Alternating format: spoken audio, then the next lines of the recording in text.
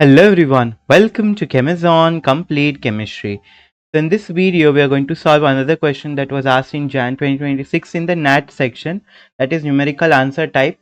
So this was a molecule given and we had to find out the number of chiral center. Okay, we know what is a chiral center, any atom, mostly a carbon atom that is attached to 4 different groups.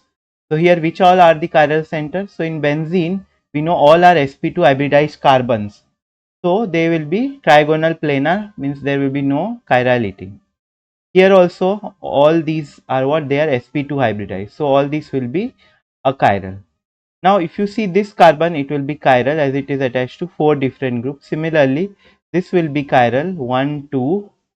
Then this atom here it will be chiral 3, and this one if you see it is attached to 4 different groups. So basically if you count, you will find that there are how many chiral centers? 4. So if you have written the answer as 4, the answer would be what? Is it correct? The answer is no, it is incorrect. Okay, so now let us see why this is incorrect. So basically what is a chiral center? It is a carbon atom attached to 4 different groups. Okay, this is a definition for the chiral carbon atom. So is it possible, we had seen in the last video of types of chirality, that this chiral center is nothing but it is called as a central chirality, or we can say point chirality. So is it possible only in carbon atom? Only carbon atom can be chiral? The answer is no. Okay, so for example, consider this nitrogen atom. Let's say this is also attached to 4 different groups. Okay, nitrogen we know it belongs to group 15, so it will have 5 electrons. Let's say one is a lone pair of electron, that you can consider as one group. Let's say another group is methyl. One group coming out of the plane is, let's say, OH, and one group going below the plane, that is, let's say, bromine. So now this nitrogen also has 4 different groups. So can we call this nitrogen as chiral? Okay, is this nitrogen chiral? The answer is no. Okay, why this answer is no? Because in nitrogen, what happens is at room temperature there is this phenomena that is called as pyramidal inversion. Okay, so what basically happens in a pyramidal inversion? So at room temperature, we know what is the hybridization of nitrogen. Here it is sp3 hybridization, but at room temperature what happens is it will undergo a transition to, in this animation you can see it is becoming planar at one point, that is nothing but a sp2 hybridization or trigonal planar geometry it is getting, and then again it is getting inverted. So if you see this here, this is like an umbrella, and the final structure if you see it is an inverted umbrella. Okay, so this pyramidal inversion,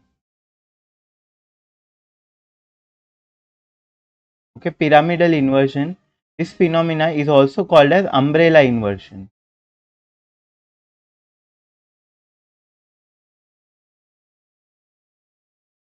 Okay, so because of this, so what will happen? Let's say there is some chirality because of this structure, let's say A, and then there will be some chirality because of this structure B. But overall, if you see, it is just like a racemic mixture. Okay, mixture of two enantiomers. Each enantiomer is chiral, but when you have a mixture of enantiomer, overall it forms a racemic mixture and it will become a chiral.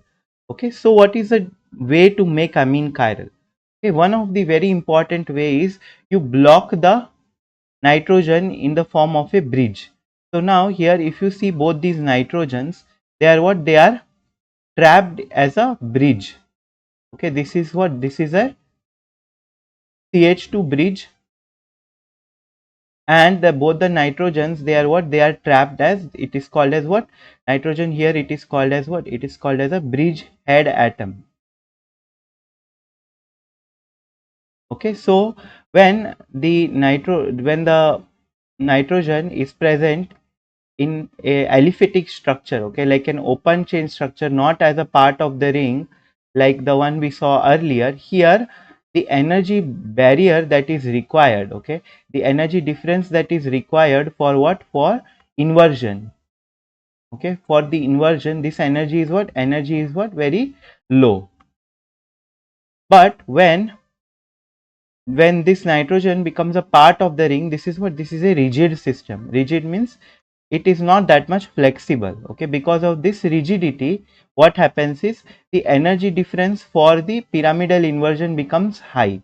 So this, since this energy difference for inversion is high, what will happen? The rate of inversion will become lower, okay, or it will become very less. Since the rate becomes low, then what happens is nitrogen gets the chirality, then it will become chiral. Okay, so in this case here both the nitrogens are what? They are chiral. So this was the concept that they were asking in this question. Number of stereogenic center present in the given alkaloid is, so here this is one chiral center, this is another chiral center. Nitrogen also will be a chiral center since it is a part of a bridge head, it is a bridge head atom. So 1 2 3 4 and this one fifth. So total there are how many chiral centers? You have to read the instruction carefully, answer in integer. So it will be 5. So the correct answer for this question is what? 5. Okay, so that's it for this video. I hope you have understood this concept of pyramidal inversion. So next time whenever you see any molecule where you have to count the number of chiral centers, remember whenever nitrogen is part of a bridge, okay, in a rigid system, that nitrogen will also be counted as a chiral center, or it will be chiral. Okay, so that's it for this video. Thank you.